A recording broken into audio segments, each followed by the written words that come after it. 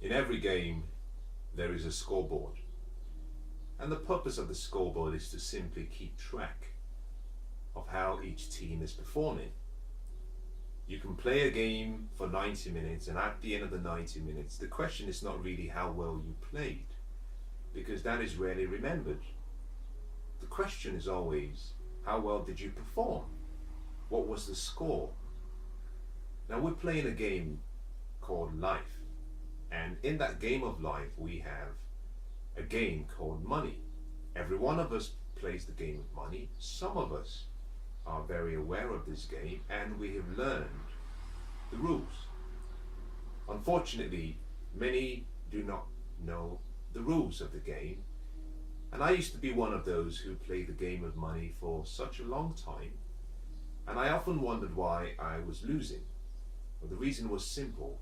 I did not have financial education. I had no financial wisdom. And because of that, I did not understand the vocabulary of the sports. I did not understand the rules of the game, and therefore I was very similar to an amateur playing a game against professionals. I was destined to lose. As a matter of fact, you probably wouldn't have bet on me.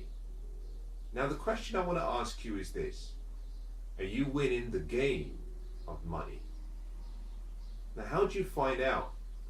Well, it's very simple. I want to draw your attention to a document.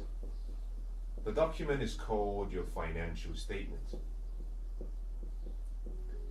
I'm going to start with this document first, and I'm going to move to a different document. The second document is called your wealth statement. Now the first document is important because it tells you what your net worth is. The second document tells you what your wealth worth would be. In other words, are you free? Are you financially free? And are you wealthy? This tells you how much you're worth in monetary terms. Now this is where you start. This is how you understand how well you're playing. Well, let's start with the first document.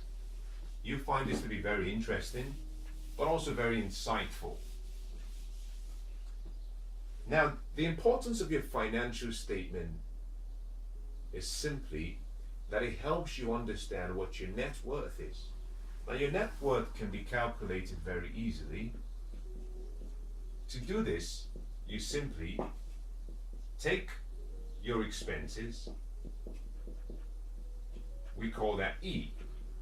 You add to your expenses your liabilities, we call that L, and you deduct from this your assets, we call that A.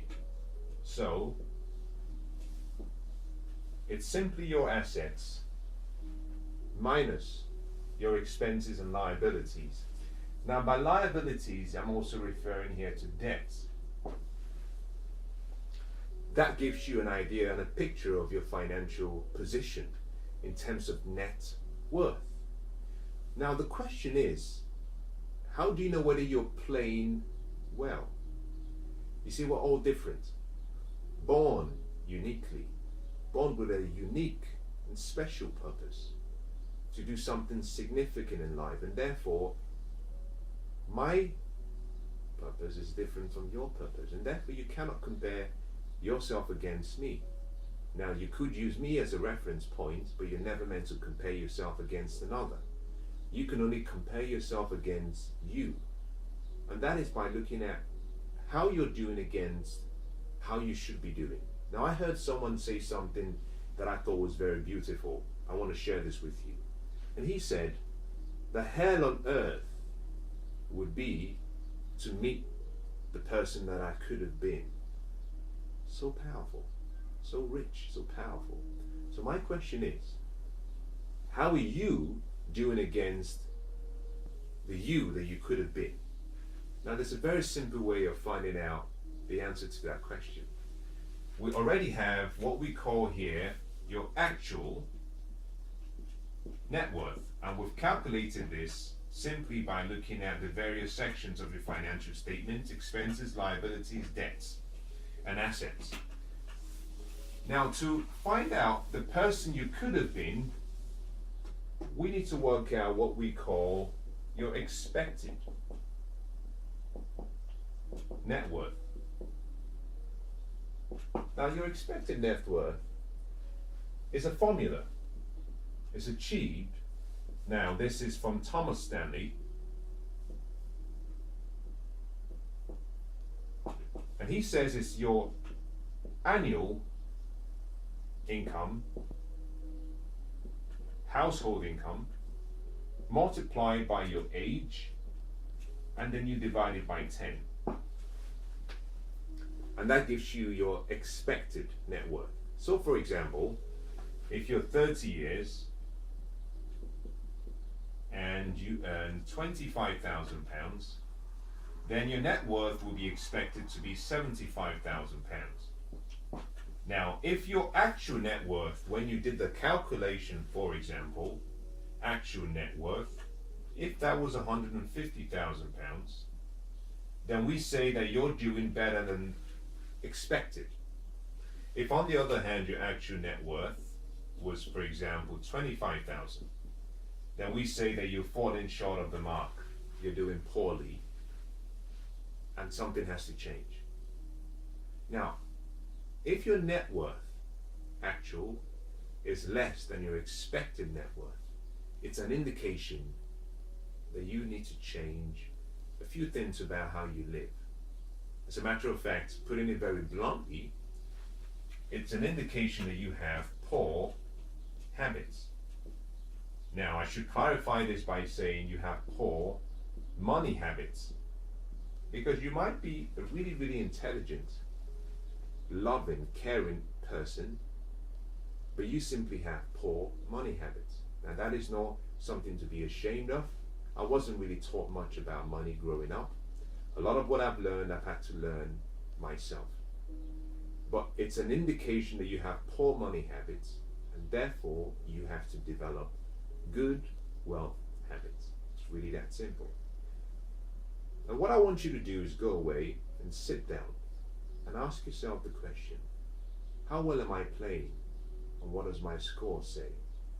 Now, as you go away, I want to say something to you. It's possible that your actual net worth could be greater than your expected net worth. But that is no indication that you're playing to your potential. And by that, I simply want to draw attention to a truth. It took me a while to discover this truth. The truth that I'm referring to has to do with what we call potential.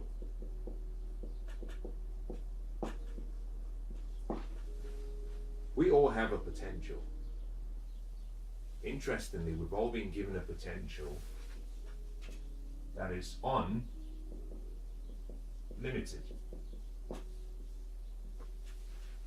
Meaning that we can do what we want to do, we can have whatever we want to have, and we can be whatever we want to be. And so, although I've given you a simple way of comparing what you're doing and achieving so far in life with where you could have been, you alone know yourself. And you alone can be the right person to judge whether you're moving in the direction from where you are today towards this potential that is really unlimited. So what I want you to do is sit back and ask yourself this question. Is what I'm doing every day enough? Am I growing? Am I developing towards my best potential? You see, human beings were very different from other life sources. We're different from other forms of the animal kingdom. You see, human beings, we are the only ones who have the power of choice. We've been given that opportunity, choice. If you were to take a tree, which is a seed, and put in the ground, this tree will grow to become all that it can be. If you were to take a horse, the horse will develop to become all that it can be. For some reason, human beings, we have a very unique way of not becoming the best we can be. Maybe because of fear, maybe because we get comfortable. And here is the point I want to make. If you're not growing, unfortunately you're dying. It's a law of life. You either grow or you die. But growth doesn't have to be at a tiptoed pace. You can take a leap. And so what I want to recommend you do is find some time and ask yourself, what would it feel like to meet the person that I could have been? And should I meet him or should I meet her? What would I say? Would I recognize them?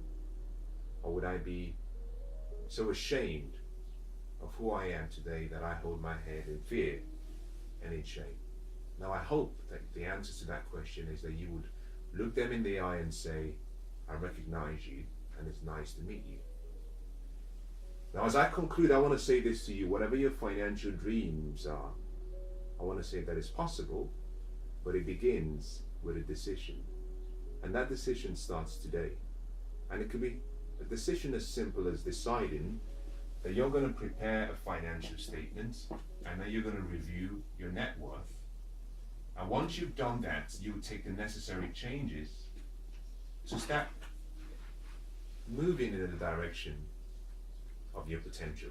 Now, I hope that's been useful.